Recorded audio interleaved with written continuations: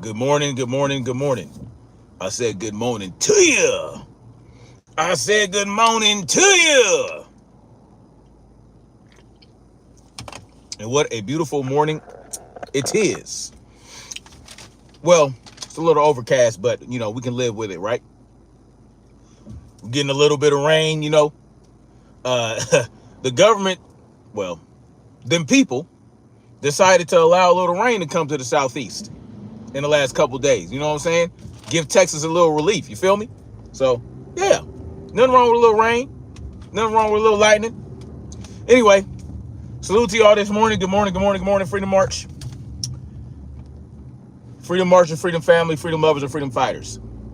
I'm feeling pretty good today. Me and the fam. After my wife gets back from the hospital, where she is doing her clinicals, because she is going to become a medical healthcare professional. She's going into medical care. And when she gets back, we hitting the road. We going to the beach, y'all. So I'm excited about that. For my daughter's birthday, which just this past Monday, it was my daughter's birthday. But I wanted to talk about something. I wanted to talk about Devin Haney and Brian Norman Jr. Now, at the press conference for the the card for tomorrow, where Shakur Stevenson will be facing William Zepeda, Devin Haney and Brian Norman Jr. ran into each other somewhere in a lobby or somewhere where the conference was. And at first, I think they encountered each other two different times. The first time, I believe it was cool. Bill and Brian Norman Sr. was there. Devin and Brian Norman Jr. was there. And they were kind of chopping it up a little bit. It seemed like they were all cool, you know what I mean? But, and then there was a second encounter where, a little shit talk happened. Nothing wrong with that. Nothing wrong with a little shit talk. Nothing wrong with a little sportsmanship. And shit, now he want to call me back. Man, he gonna have to wait. A little sportsmanship. Nothing wrong with a little jaw jacking back and forth. They got into it a little bit. You know what I'm saying? Nothing wrong with that. But Brian Norman Jr. said something, and Devin was like, oh, word? Like, he got in his face. Like, Devin's face, whole face changed. And it took on a serious countenance, right? His countenance was very serious. And I was like, okay. And he stepped to him a little bit. And then Brian Norman Jr. kind of put his hand out there like, hold on, killer. You know what I mean? And that's when Devin Haney's bodyguard pushed Devin Haney out of the way and hemmed up Brian Norman Jr. Now, that shit was funny to me because them is some hell of a bodyguards. I'm gonna tell you that because they pushed Devin out the way to hem up Brian Norman Jr. And they got in a little tussle. Wasn't that serious? People dramatizing it. Oh, big old brawl. Oh, look at this big ass brawl. There was a firefight and all that shit. Nah, it was just a little tussling. Nothing really serious. And so that's what happened, right? And Devin Haney tried to step back into it. He tried to get past his bodyguards to kind of like calm things down. I think he was trying to calm things down. Bill Haney was definitely trying to calm things down. He put himself between his bodyguards and Brian Norman Jr. They understand what it is. They understand that this is the biggest fight of the year, and it has the potential to be the biggest fight of the decade, in my opinion.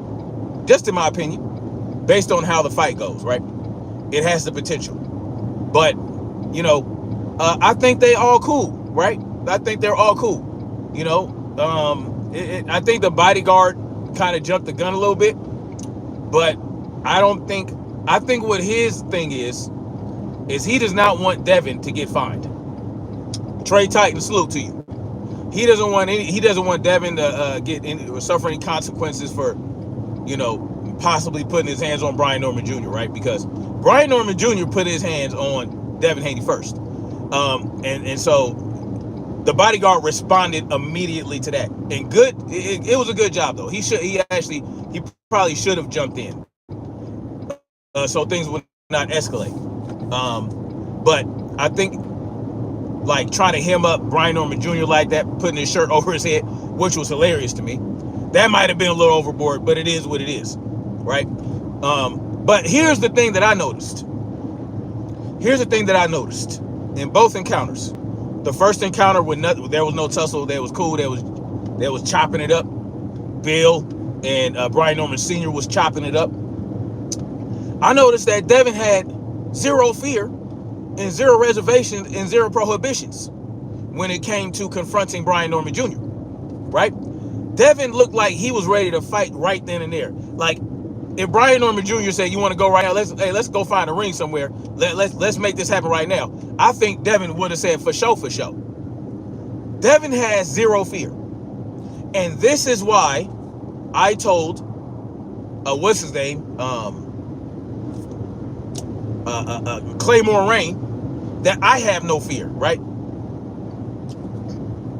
And I have zero concern about any form of PTSD or trauma or all this other bullshit that people are trying to spew and spread around, which is, it's probably a good thing. Go ahead and believe that Devin has PTSD from Ryan Garcia's left hook.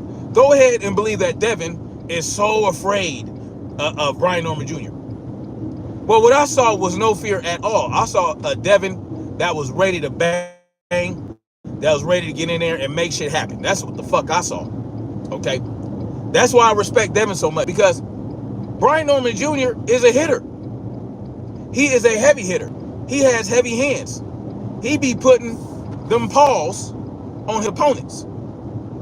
But he has never faced an opponent like Devin Haney Jr. He has never faced an opponent like Devin Haney on that level at all whatsoever. With that skill set, with that dog, with that grit. Devin had been through the fire. I think that the fight with Ryan Garcia, where he was knocked down so many times by a fucking racist drug cheat, forged him, right? It forced him to be a more a formidable foe, a formidable fighter, right? It forced him. It put that sharpened edge on him, right? It was like forging Japanese steel, in my opinion. And if you guys know about Japanese steel and how they forge Japanese steel for swords, they do it in layers and whatnot, right? To make it even that much stronger. That's what happened with Devin Haney when he faced Ryan Garcia. But it started with Lomachenko. It started with Linares. It started with Linares, where he faced adversity and came out the other side. It continued on through Lomachenko, Kambosos, right? All these opponents he faced. And he faced some level of adversity, whether it be having to go up to Australia twice, whether it be standing in the pocket and banging with Lomachenko, backing Lomachenko up, forcing Lomachenko to fight on the back foot. All these things that Devin Haney has done to get to this point, including facing a Ryan Garcia, a drug cheat, forged him and made him better. You understand what I'm talking about? Y'all understand what I'm talking about? Devin Haney came out stronger. Oh, well, what about Jose Ramirez? Or Jesus, whatever. Is it Jesus or Jose? I forgot. But, oh, well, he just moved a lot. He was moving around too much. You could tell he was scared to get hit. Oh, you can tell the blah, blah, blah. Oh, yeah, he was just running. Oh, he did this, that. He didn't throw no punches. He didn't do shit. Oh, he looked scared. Oh, he was jittery. He was running. Well, it wasn't that Devin was afraid to get hit. It was that he didn't want to get hit. There's a difference. He wanted to demonstrate for the first time in his career that he could be a sniper. He could be a sniper and move around. Well, he's already a sniper, right? He could be a sniper and move around the ring, set you up, hit you when he wanted, and continue to move around, make you chase him. Even when you're trying to cut off the ring, he won't allow you to cut off the ring. These are things that Devin Haney demonstrated against Ramirez. And it was masterful. But, of course, people hated on it because they wanted to see him get punched on. They wanted to see him stand there and get punched on and see if he has a chin or not. Do you got a chin? Let's see that. Let's see if your chin hold up. Let's see if, I got so many questions. All the questions. I got questions here, questions there. I got questions up there. I got questions down there. I got indoor questions, outdoor questions, updoor questions, downdoor questions. I got questions everywhere. Oh, let's ask all these questions. Well, he answered one question. He answered a question. How is he going to defend that left hook? He showed you how he was going to defend that left hook, did he not? He showed you. How did he defend left hook? By not letting you land it at all. And by countering with his own left hooks, leading with the left hook, using check hooks, pull counters. Jose Ramirez thought he had him on the ropes in the corner. He missed three different shots, and Devin countered and hurt him. You could tell. That's how Devin defended the left hook. But we don't want to talk about that. We want to talk about, well, Devin, did he move excessively? He moved excessively. And man, get the fuck out of here. Get the fuck out of here. And now he will face a Brian Norman Jr. where he has an opportunity to pull out the rest of the tools he worked on with Shane Mosley. Right? Because what did Shane Mosley say? Shane Mosley believed that based on Devin's camp, right? He thought he was going to stop Jose Ramirez. And he was disappointed that he did not. Was he disappointed? Or did he just want you to believe that he was disappointed? I don't know Shane Mosley like that. I do know he's I don't really rock with him a lot, you know what I'm saying? I think he was one of the ones that were defending Ryan Garcia, you know. But the bottom line is that Devin has no fear of Brian Norman Jr. And he demonstrated that yesterday, right? It looks like one of Big Ward, the genius for Trump, asked me if I back down from Minor Mouse 5 different times. No. There were no 5 opportunities to face this motherfucker. Listen, Minor Mouse and I sparred. And the sparring was, it was sparring. It wasn't a fight. And I was working on defense and he was working on aggression, right? Coming at me with aggression.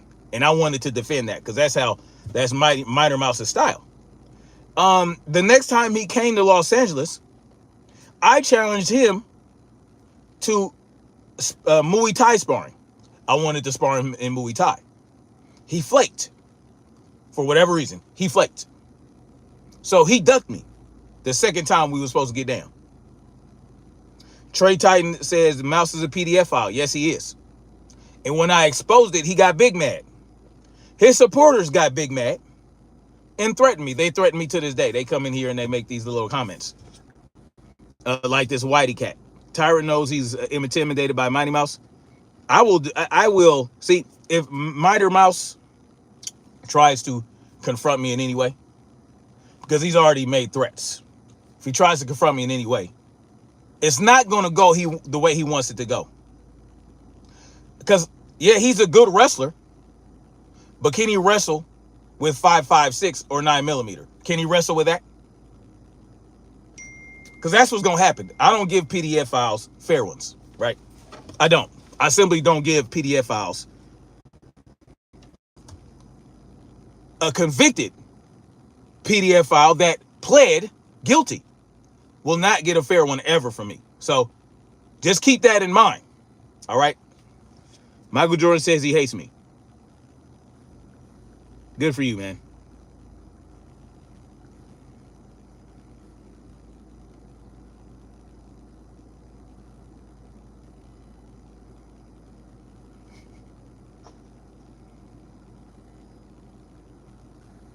Anyway,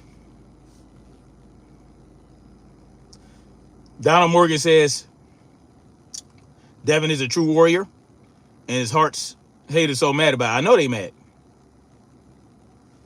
I know they mad. I know they mad that I know they mad because they now know he's not afraid of Brian Norman Jr. Yeah, he's ready to get down. Win, lose, or draw is going to be a great fight. Win, lose, or draw. I just want to see a good fight.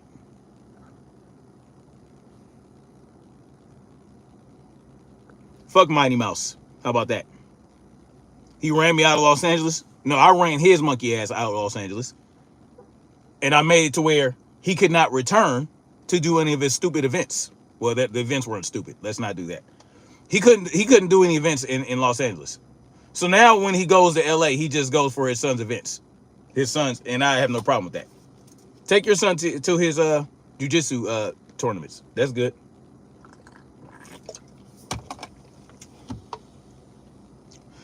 Go Better says Devin might KO Brian. It's a possibility. If Brian Norman Jr. Acts too aggressively and runs into something, it's definitely a possibility. Because Devin is going to be bigger. You know what I'm saying? He's not going to have to cut as much weight.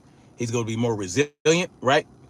His his brain, is going to be more hydrated, more readily hydrated. These are factors when these guys cut weight for these competitions. They have to drain themselves if they're fighting below what they walk around, right? If they have to cut weight a lot of times the brain gets dehydrated, and it's the last thing to rehydrate when you go into rehydration. So you have to be careful. So the less you have to dehydrate,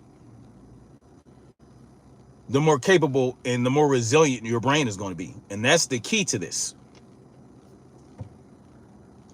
Donald Morgan says, why are these dudes coming to your page trying to argue and fight with you about this mouse dude? Donald Morgan, that's just, because I exposed Minor Mouse as a PDF file back in like 2021 or 2022 or somewhere around there. Because he had everybody fooled. He lied about his record. He lied about this whole situation. And then somebody brought everything to light. All the police report, his conviction, all that shit got exposed. And I was one of the people that helped push the message that Minor Mouse is a PDF file running around, going to parks and stuff like that where kids are at and all these other different things. He shouldn't even have had a YouTube channel. But how he got away with it is because it was in his wife's name. It was named Mighty Mouse, but it was in his wife's name, right?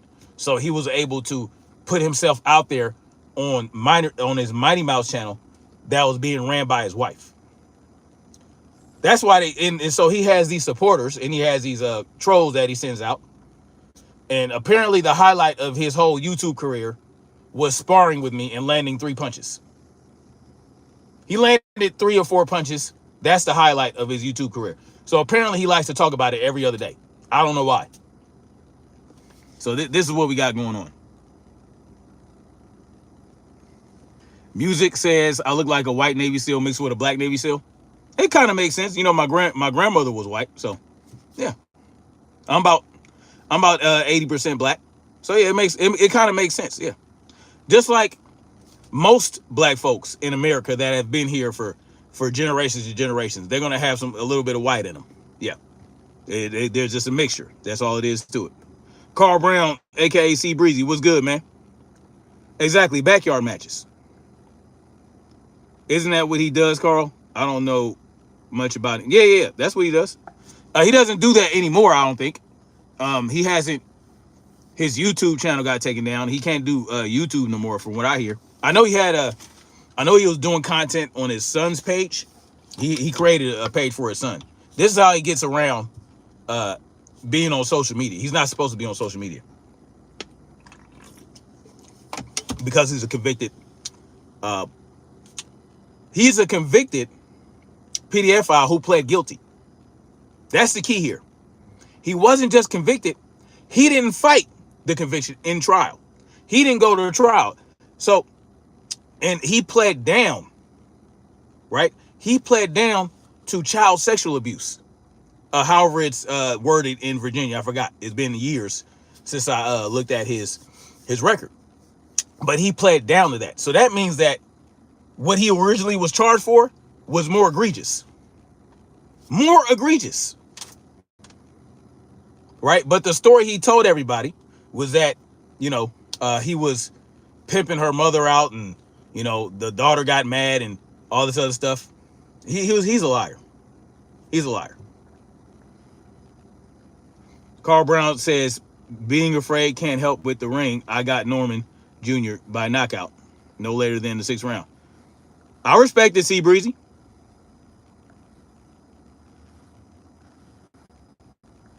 I respect it. Daryl Anderson, salute to you, brother.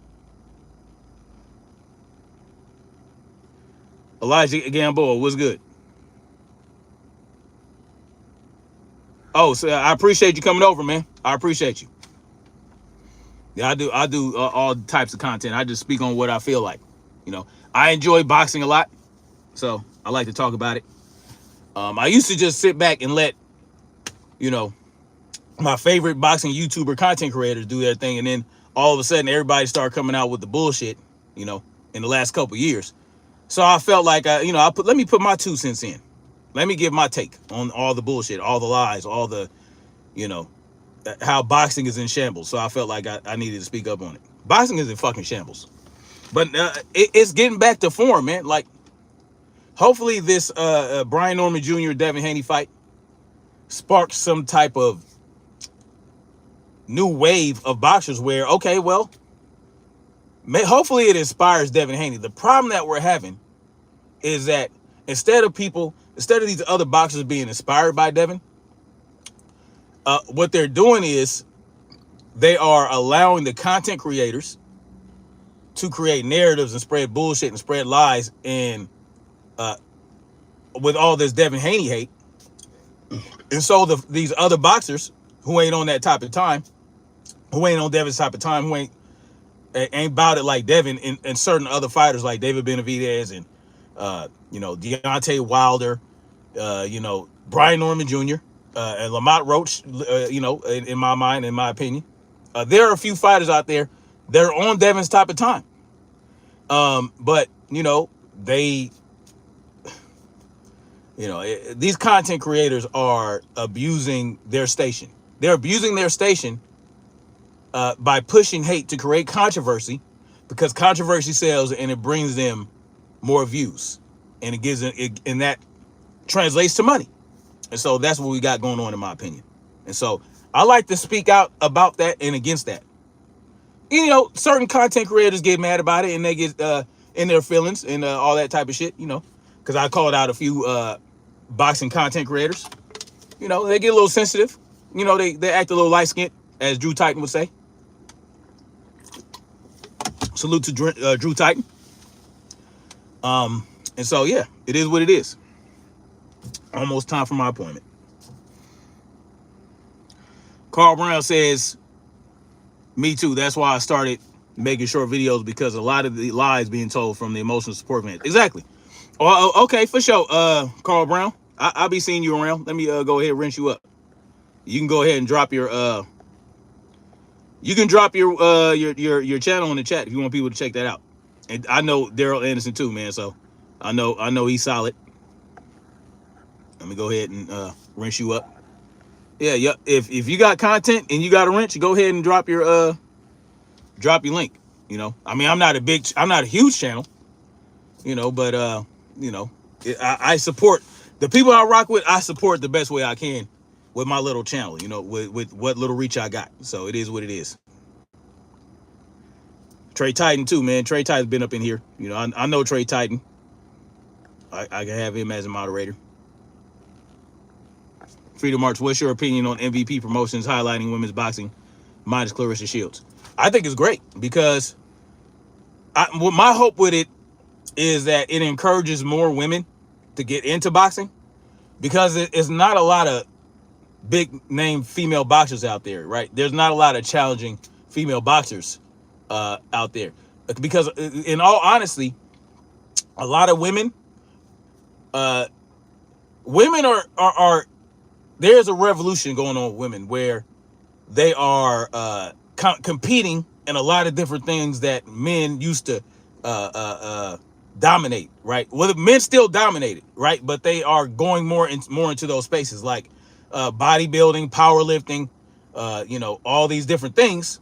And when it comes to combat sports, it's like they gravitate more towards jujitsu, Muay Thai, and those types of sports. My hope is that if Jake Paul does it right, he can encourage more talented women athletes to get into boxing, right? Because like I said, women who are interested in combat sports these days, they want to do jujitsu, they want to do Muay Thai, they want to do kickboxing. They like those types of things. That's what I'm seeing more and more women gravitate toward. So my hope is that, my hope is that he can push and encourage in the women that he has under him, encourage young women to get into boxing, right?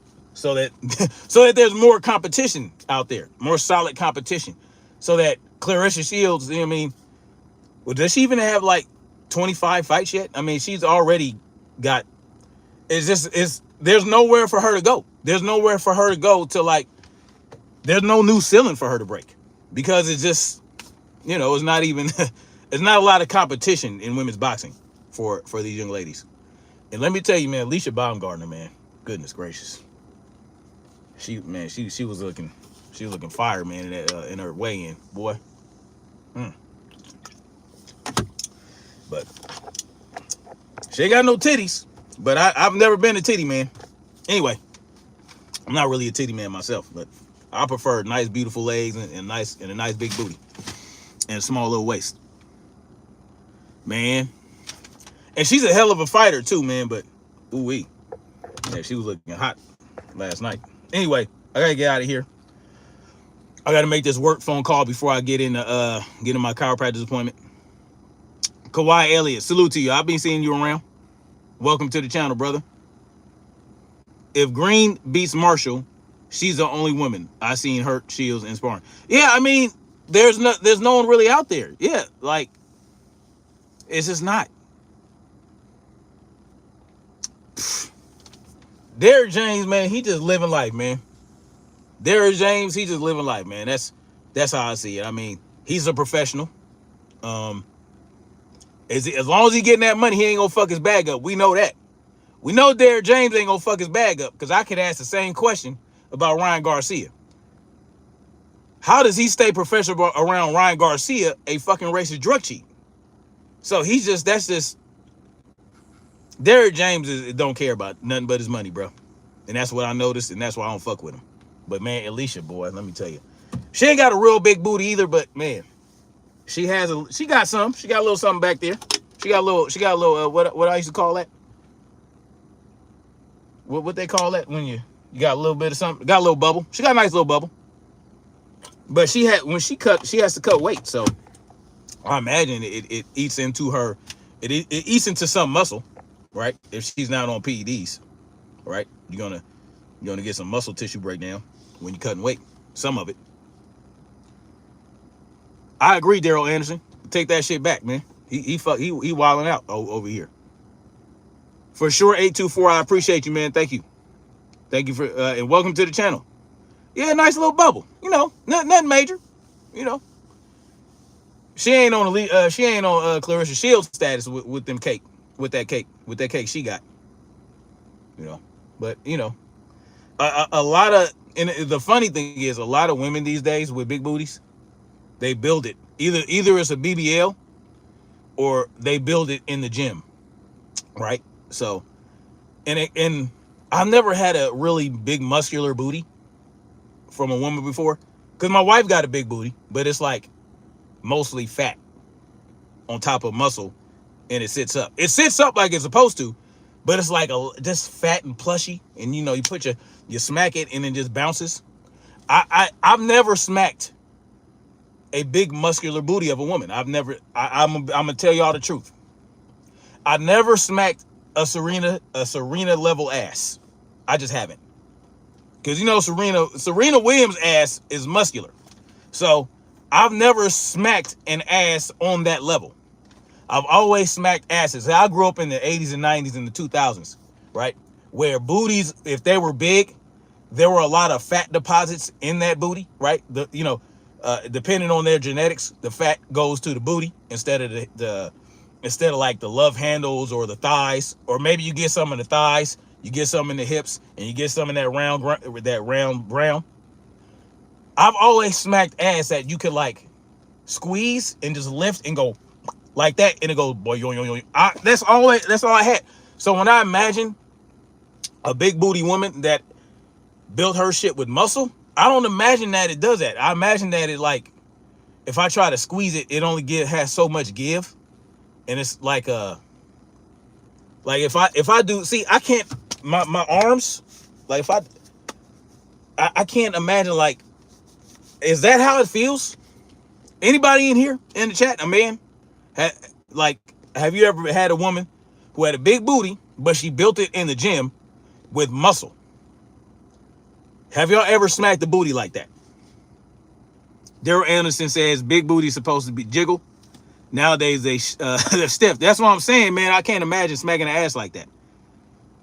Elijah Gamboa says it don't jiggle as much, but they still be soft. Oh, okay. Like cause see, like you can have low body fat percentage and have a good amount of muscle, and if you're relaxed, it's not gonna be super hard. But it don't feel like a booty though. It don't feel like a soft, nice, proportionally fat deposited ass. You know what I'm saying? Where there's a good proportion of fat deposits that make it fun. You know what I mean? C Breezy says, yeah, it hit different. He says, I did, and I'm going to tell you, them things hit different, but they quick to tap out. Really? Different how? The closest, I'm gonna tell y'all a little truth. I fucked with a white girl once one time in my life, but she was Russian, and this was when I was in Korea. She was Russian, and she was built like a brick shit house, and she didn't really work out like that, because this was back when women wasn't really trying to work out to get booties, right? She had a natural big booty, but she was Russian, right? She was Russian female, and it wasn't super fat, like it wasn't super fatty. It was big. She had a little bit of fat on her booty, but it was kind of like muscle that she didn't work out too. She had a good amount of muscle in her ass, but she didn't train her ass. Is that if that makes sense? But there was a good layer of fat on it.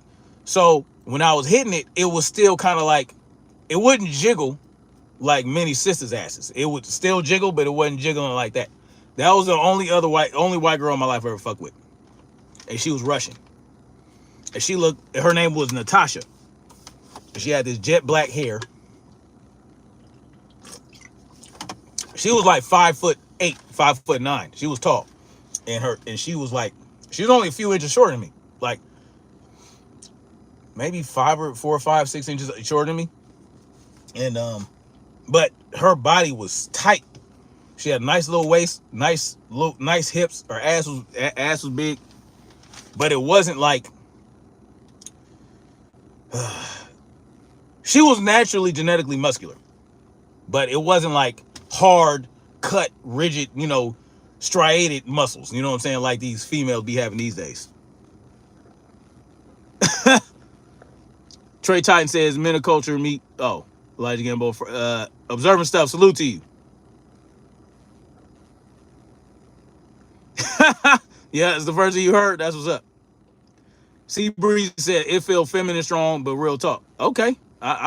Well, I am married, but you know, if y'all know my story with my wife, uh, she does allow me to exercise options if I so choose. She allows me to do that, but I haven't done it yet. I haven't chose to do that because these women these days is out of control and out of pocket. Like they wilding, and so I haven't exercised any options yet. But if I ever do, maybe I'll find me a little gym chick, you know, to kind of like have fun with. But you know, I'm not really like out to be going around slanging dick around all over the place. Oh yeah, Tara Katona, brick shit house. She was built like a brick shit house. You know what I mean? Sea Breeze says Puerto Rican girls fit firm but tight body. Yeah, I had a Puerto Rican chick. She was black and Puerto Rican. Well, there's really no difference between a black and Puerto Rican, generally speaking. But her mother was American black. Well, Puerto Ricans are also American. So what I'm trying to say is, goddamn it, her mama was black, like a regular black motherfucker in Los Angeles, and her daddy was straight from Puerto Rico. But she was bad. Anyway, y'all let me go, man. I can't be talking about these things on air. You know what I mean? I might get in trouble. Anyway, Darren says, don't do it. These women nowadays don't know their place. They can't play the side chick role. Well, and really they wouldn't have to, because my wife, you know, she would be like, whatever. But my thing is that I have 6 kids and a wife that takes up so much energy. So like, I can't imagine giving energy to some random chick that I barely even known my entire life, because I would have to take energy away from my wife and kids. So it would have to be a unicorn of a chick that falls right into place and would fit right in with the family. She would have to contribute heavily to the family. Ain't gonna be no me. No, I'm not taking no energy, no money, no nothing like that. So she'd have to fall right into place and get right in the pocket, you know? So if anything, it wouldn't be a side chick. She would be like a second wife. Somebody that I can get a return on my investment with, not some chick that's just going, you know, what do they call them? When they want to get free meals, and they want you to send them lunch money and all this bullshit. Man, get the fuck out of here with that shit. Oh, that's what's up, C Breezy. All right, man. I'm gonna get out of here. Thank you guys for coming through. Yeah. Devin Haney, zero fear, from what I saw. And yeah, I know the haters gonna be big mad, but we're gonna make it happen in November, right? So anyway, much love, like, share, subscribe, and let's keep marching forward toward freedom. Peace. And thank you to all the new subscribers that has joined the channel. Blessings to you all. Blessings to you all. And yeah, let me holler at y'all later. Salute.